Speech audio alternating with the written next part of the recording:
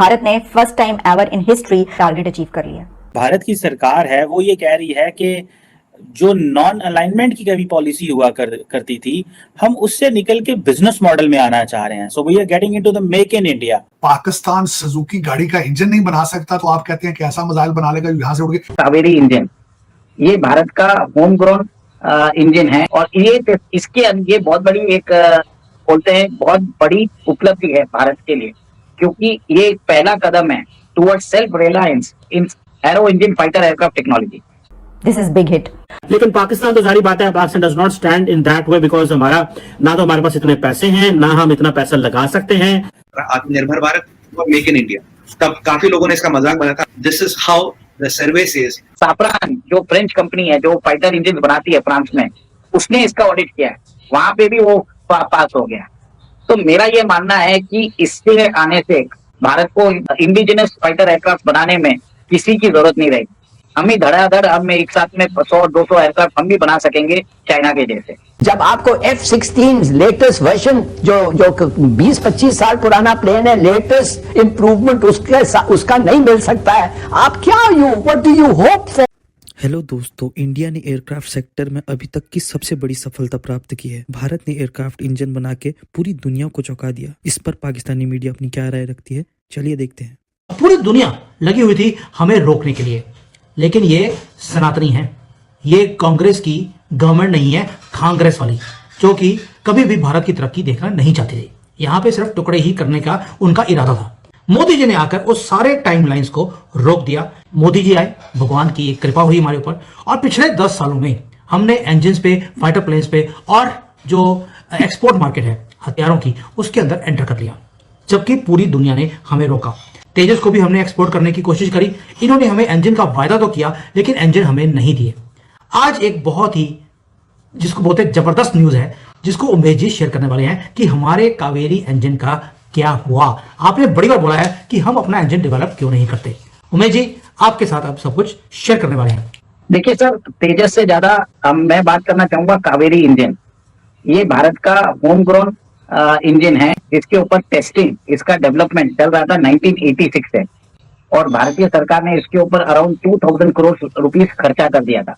अब जाके कल ही न्यूज आई है कि भारतीय सरकार ने इसके लिए इन फ्लाइट टेस्टिंग का अप्रूवल दे दिया है।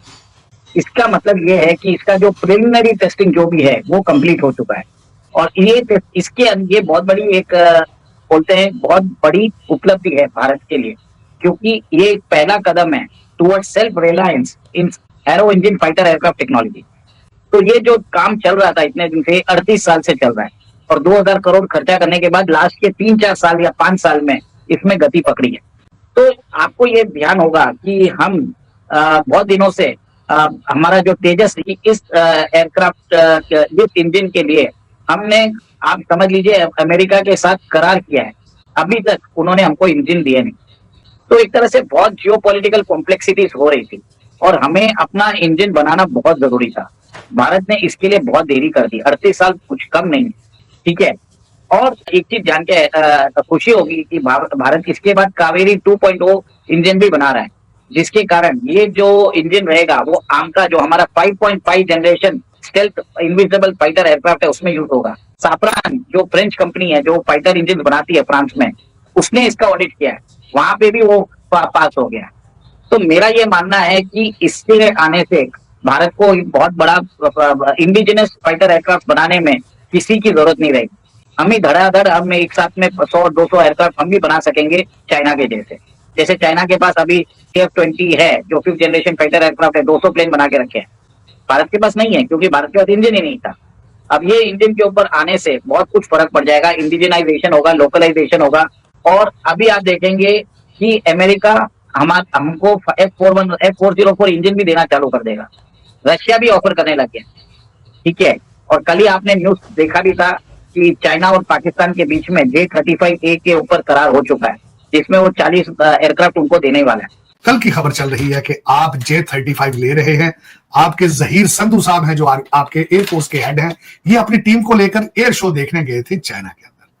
तो वहां पे स्टेल्थ टेक्नोलॉजी जो है उस पे उन्होंने जो F-35 बिल्कुल चाइना कॉपी है उसकी F-35 की, अमेरिका की। तो पता नहीं चला के उड़ा के किसी ने नहीं देखा। चाइना की चीजें आपको पता है जो उनके हालात है। जहीर संधू साहब को उसका रंग पसंद आ गया, उन्होंने कहा यार मेरे बिल्कुल गाड़ी के साथ मैच करता है इसका कलर, इस J35 का, हम तो यही लेंगे। आपको पसंद आए ना आए, सीटें 2 ऐड कर दें इसमें मजीद, और इसमें अच्छे से इसके लगा दें व्हील शील इसके ब्लिंग ब्लिंग हो, तो हम यही जहाज लेंगे। उन्होंने सौदा कर लिया 40 जहाजों का। अब वो आ रहे हैं पाकिस्तान में। अब कहते हैं कि उस रीजन के अंदर Pakistan will become this, China का पहला कस्टमर होगा पाकिस्तान। लेकिन सर अमेरिका तो ये डर रहा है कि पाकिस्तान ऐसे मिसाइल्स बना रहा है जो अमेरिका तक जा सकते हैं। आपको लगता है ये ऐसा कुछ कर रहे हैं?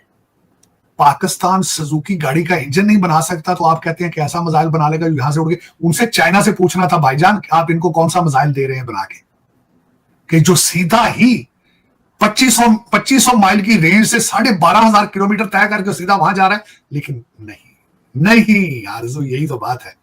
वो प्लान जिसने दिया है, फर्म उसका नाम है, असिस्टेंट सेक्रेटरी जॉन फाइनर उसका नाम है जिसने किया, उसका पोर्टफोलियो पढ़ना चाहिए था कि उसने किस मूड में ये बात की है। ये ग्रेटर इजराइल का हिस्सा है, उन्हें यही डर है कि कहीं इजराइल तो किन आसपास तो नहीं चला जाएगा।